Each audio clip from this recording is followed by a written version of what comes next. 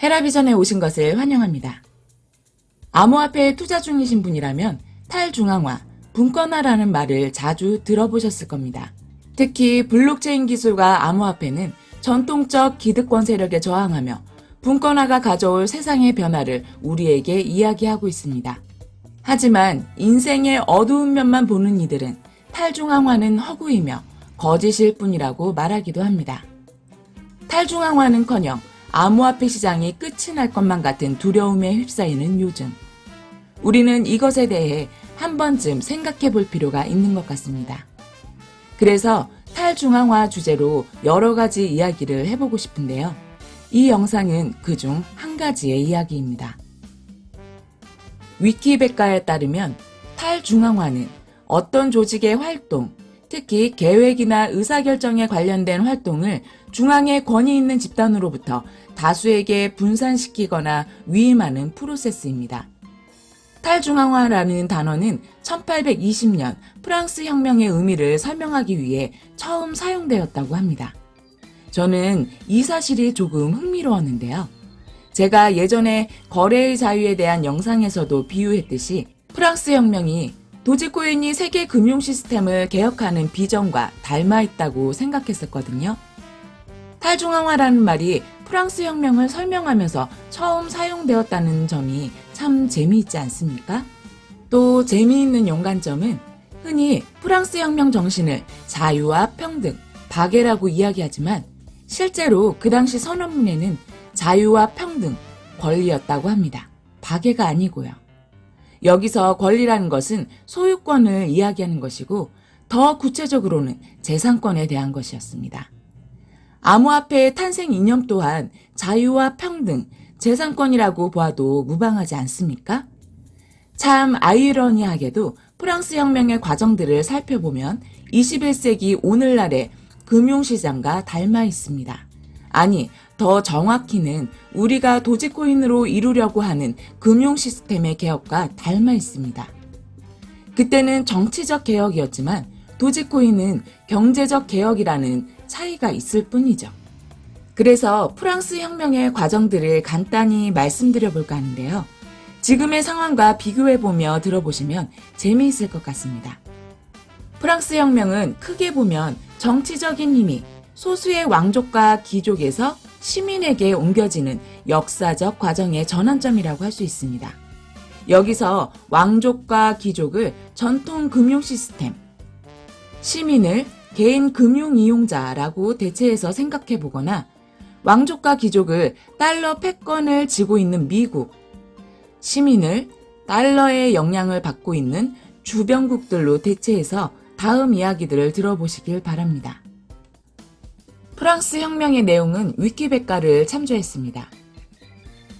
프랑스 혁명은 구제도의 모순에서 발생했습니다.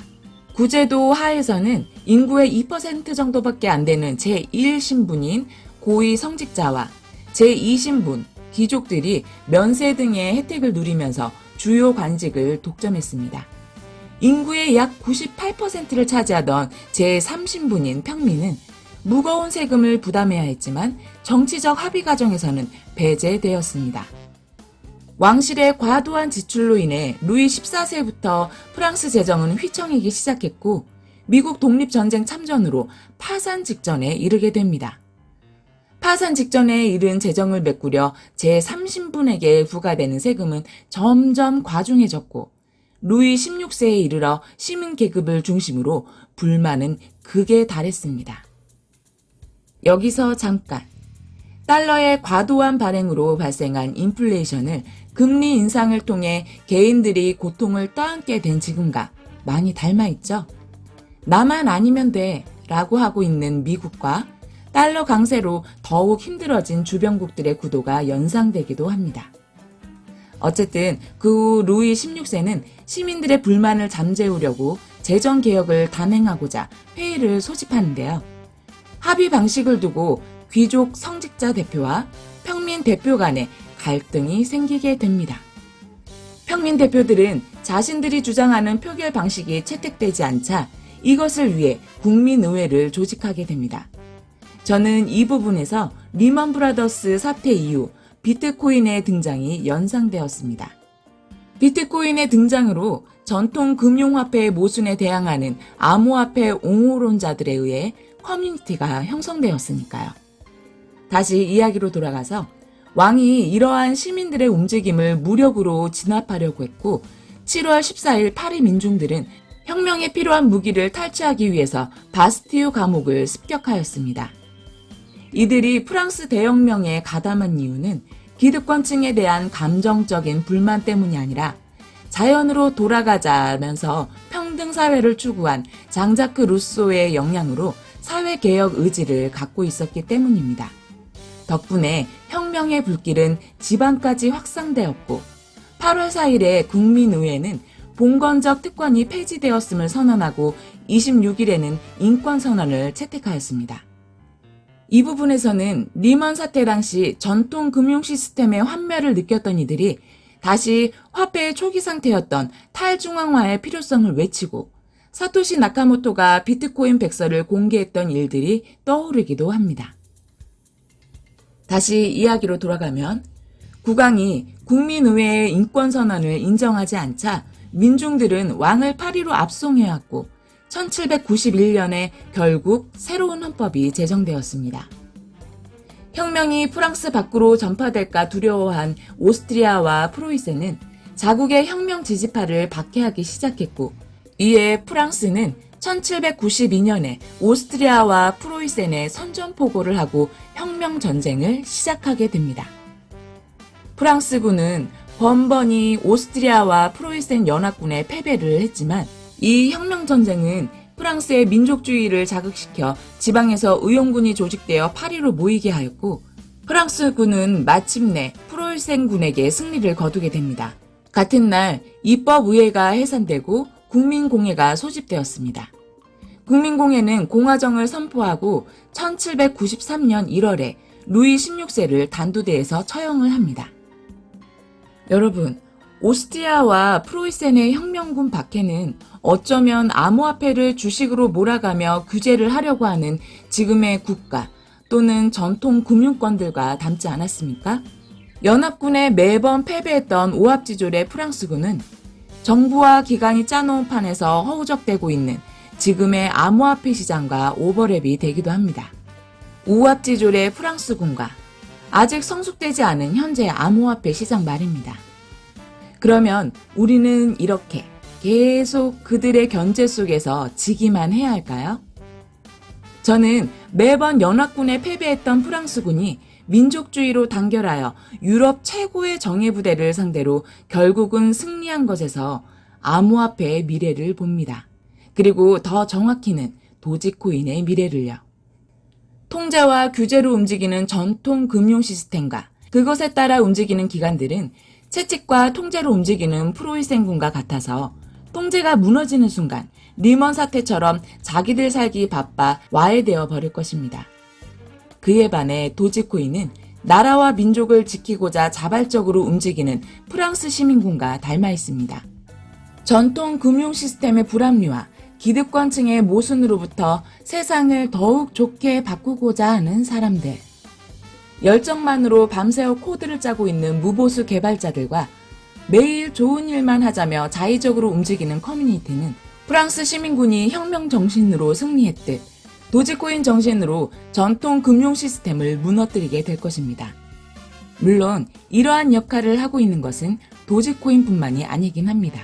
비트코인과 이더리움 역시 큰 관점에서 방향을 같이 한다고 생각합니다. 하지만 암호화폐의 본질적인 가치에 있어서 금융 시스템 개혁이 최대 미션이라고 보았을 때 그 범주 내에서 비트코인은 미래의 금융 시스템에서 저축을 도맡을 것이고 도지코인은 소비를 위한 통화로의 미션을 맡게 될 것입니다. 경제의 기반은 금으로부터 시작되었고 달러가 시스템을 가동시키고 있듯이 말입니다. 그렇기 때문에 금융 시스템의 실질적인 혁명은 도지코인이 주도할 수밖에 없습니다. 혹시 왜 수많은 코인 중에 그것이 도지코인인가 하는 의문이 생기시나요? 도지코인보다 트랜잭션이 더 빠르고 수수료가 더 싼 코인이 있다고요? 도지코인만큼 사용이 되고 있습니까? 도지코인만큼 일반인들이 많이 알고 있는 코인입니까? 도지코인만큼 달러와 닮아 있습니까? 도지코인처럼 인류 최초의 화폐인 조개 껍데기처럼 자생적으로 유지되고 있습니까? 아니면 도지코인과 자주 비교되는 리플을 말씀하고 싶으신가요? 블록체인 기술, 암호화폐의 미래와 비트코인 정신을 옹호하는 분이라면 중앙집중적 전통화폐의 쓰임을 더욱 편리하게 해주는 리플은 도지코인의 비교 대상이 아님을, 암호화폐의 미래가 그곳에 있지 않음을 깨달으셔야 합니다. 전통 금융 시스템의 혁명은 왜 도지코인이 선도하게 됩니까? 지불용으로 설계된 코인 중 가장 대중화되고 가장 인지도 높고 가장 많이 사용되고 있으며 지불에 가장 최적화되어 있고 가장 분산화되어 있으며 가장 탈중앙화되어 있기 때문입니다. 그리고 결정적으로 비트코인 이후로 사토시 나카모토의 의도를 가장 충실하게 실현해내고 있는 코인이기 때문입니다. 도지코인에 투자한다는 것은 미래의 금융 시스템에 투자한다는 것이고 세상을 더 좋은 곳으로 바꾸는 21세기 대혁명에 동참하는 것과 같습니다. 제대로 된 군사훈련 없이 매번 지기만 했던 혁명군들이 오랜 패배 끝에 최고의 정예부대였던 프로이센을 끝내는 이겼었던 오래된 미래를 잊지 마시길 바랍니다. 오늘 이야기는 여기까지입니다. 이상 헤라비전이었습니다. 성투하십시오.